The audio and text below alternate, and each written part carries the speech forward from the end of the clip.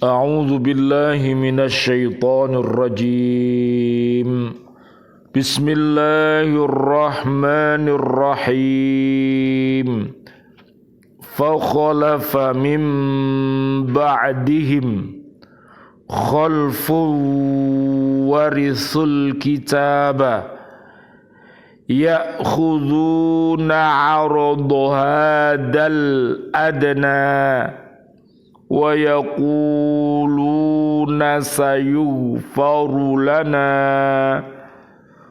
وإن يأتهم عرض مثله يأخذوه ألم يؤخذ عليهم ميثاق الكتاب ألا يقولوا على الله إلا الحق ودرسوا ما فيه والدار الآخرة خير للذين يتقون أفلا تعقلون والذين يمسكون بالكتاب وأقاموا الصلاة إنا لا نضيع أجر المصلحين صدق الله العظيم. Maka setelah mereka datanglah generasi yang jahat yang mewarisi Taurat, yang mengambil harta benda dunia yang rendah ini. Lalu mereka berkata, kami akan diberi ampun dan kelak jika harta benda dunia datang kepada mereka sebanyak itu pula, niscaya mereka akan mengambilnya juga. Bukankah mereka sudah terikat perjanjian dalam kitab Taurat bahwa mereka tidak akan mengatakan terhadap Allah kecuali yang benar, padahal mereka telah mempelajari apa yang tersebut di dalamnya. Negeri akhirat itu lebih baik bagi mereka yang bertakwa. Maka tidakkah kamu mengerti? Dan orang-orang yang berpegang teguh pada kitab Taurat serta melaksanakan salat akan diberi pahala. Sungguh kami tidak akan menghilangkan pahala orang-orang soleh. Maha benar Allah dengan segala firman-Nya dan Dialah yang Maha Agung. Subhanallah walhamdulillah wala ilaha illallah wallahu akbar la haula wala quwata illa billahil aliyyil azim. Bismillah, alhamdulillah, wassalatu wassalamu ala rasulillah, asyhadu an la ilaha illallah wa asyhadu anna muhammadar rasulullah. Allahumma salli wa sallim wa barik ala sayyidina Muhammad wa ala alihi wa ashabihi ajma'in walhamdulillahi rabbil alamin. Bi'aunillah bi'inillah biridhoillah. Alhamdulillah kami hadir kembali bersama Bapak dan Ibu di bumi kursus baca Al-Quran di Islamic Center Surabaya, mengajak diri kita dan keluarga besar kita dan seluruh kaum muslimin untuk mencintai Al-Quranul Karim dengan cara M5. Apakah itu M5? Adalah membacanya, menghafalnya, memahaminya, melaksanakannya, dan mendakwahkannya. Mudah-mudahan Allah Subhanahu wa Ta'ala memberikan kita istiqomah untuk senantiasa berhaqqa tilawatih, berhaqqa tuqatih, dan berhaqqa jihadih. seperti di surat Al-Hajj ayat 78. Amin ya rabbal alamin. Allahumma arhamna bil Qur'an. Ya Allah, rahmatilah kami dengan Al-Qur'an ini. Kajian kita di surat ke-7 namanya surat Al-A'raf, ayatnya 169. Dalam ayat ini Allah Subhanahu wa taala menerangkan satu generasi dari Yahudi yang menggantikan golongan bangsa Yahudi tersebut di atas. Mereka adalah bangsa Yahudi yang hidup di zaman Nabi Muhammad sallallahu alaihi wasallam, Allahumma salli wa sallim alaih, yang mewarisi Taurat dari nenek moyang mereka dan menerima begitu saja segala apa yang tercantum di dalamnya, hukum halal dan haram, perintah dan larangan dalam kitab itu mereka ketahui, tetapi mereka tidak mengamalkannya. Mereka mengutamakan kepentingan duniawi dengan segala kemegahan yang akan lenyap. Mereka mencari harta benda dengan usaha-usaha yang lepas dari hukum moral dan agama. Na'udzubillah summa na'udzubillah min dalik. Mengembangkan riba, memakan suap, pilih kasih dalam hukum dan lain sebagainya, karena mereka berpendapat bahwa Allah kelak akan mengampuni dosa mereka. Orang-orang Yahudi itu menganggap dirinya kekasih Allah dan bangsa pilihan.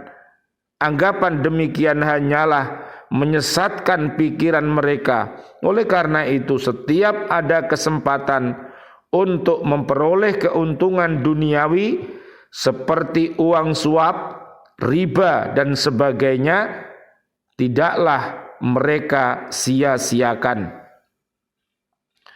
Allah menegaskan kesalahan pendapat dan anggapan mereka yang berkepanjangan dalam kesesatan dan tenggelam dalam nafsu kebendaan.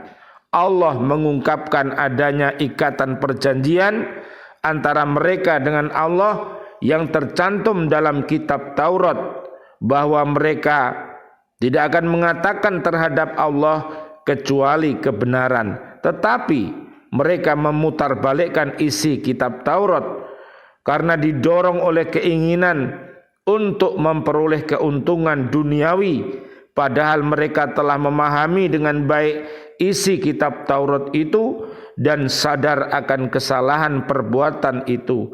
Seharusnya mereka lebih mengutamakan kepentingan ukhrawi dengan berbuat sesuai dengan petunjuk Allah dan Taurat daripada keuntungan duniawi. Bagi orang yang bertakwa, kebahagiaan akhirat lebih baik daripada kebahagiaan dunia yang terbatas itu. Mengapa mereka tidak merenungkan hal yang demikian ini? Ayat ini menjelaskan bahwa kecenderungan kepada materi dan hidup kebendaan merupakan faktor yang menyebabkan kecurangan orang Yahudi sebagai suatu bangsa yang punya negara. Karena kecintaan yang besar kepada kehidupan duniawi, mereka kehilangan petunjuk agama serta kering dalam kehidupan kerohanian. Apa yang menimpa orang Yahudi zaman dahulu mungkin pula menimpa orang-orang Islam zaman sekarang. Na'udzubillah summa na'udzubillah min dalik. Karena mereka lebih banyak mengutamakan kehidupan material dan menyampingkan kehidupan spiritual, kerohanian, sehingga sepak terjang mereka sangat jauh dari ajaran Al-Quran. Nanti panjenengan lihat, setelah Al-Quran itu diturunkan di muka bumi ini, maka umat terbagi menjadi 3, termasuk ada yang yakin, ada yang tidak yakin, dan ada yang ragu-ragu. Yang yakin Al-Baqarah 1 sampai 5, yang tidak yakin Al-Baqarah 6 sampai 7, yang ragu-ragu Al-Baqarah 8 sampai 20. Mudah-mudahan kita termasuk orang yang yakin, yang beriman takwa. Amin ya rabbal alamin. Ayat 170. Ayat ini menyebutkan sebagian orang Yahudi yang patut mendapat anugerah penghargaan karena sikap mereka yang teguh berpegang kepada isi kitab Taurat. Mereka menaati segala perintah Allah dan menjauhi segala larangannya. Orang Yahudi tersebut sewaktu mendengar seruan Nabi Muhammad sallallahu alaihi wasallam, Allahumma sholli wa sallim alaih, mereka segera beriman kepadanya sesuai dengan petunjuk kitab Taurat, seperti Abdullah ibnu Salam dan kawan-kawannya. Mereka mendirikan sholat yang menjadi tiang agama dan pembeda antara orang mukmin dengan orang kafir. Allah tidak akan menyia-nyiakan segala amal kebaikan yang telah mereka lakukan. Tentulah Dia akan memberikan ganjaran kepada mereka karena mereka telah melakukan perbaikan atas perbuatan mereka. Allah berfirman, innalladzina amanu wa amilus solihati inna la nudhi'u ajra man ahsana amala. Sungguh mereka yang beriman dan mengerjakan kebajikan, kami benar-benar tidak akan menyia-nyiakan pahala orang yang mengerjakan perbuatan yang baik itu. Surat Al-Kahfi ayat 30. Kemudian kita lihat di surat 16, namanya surat An-Nahl, ayatnya ayat 97.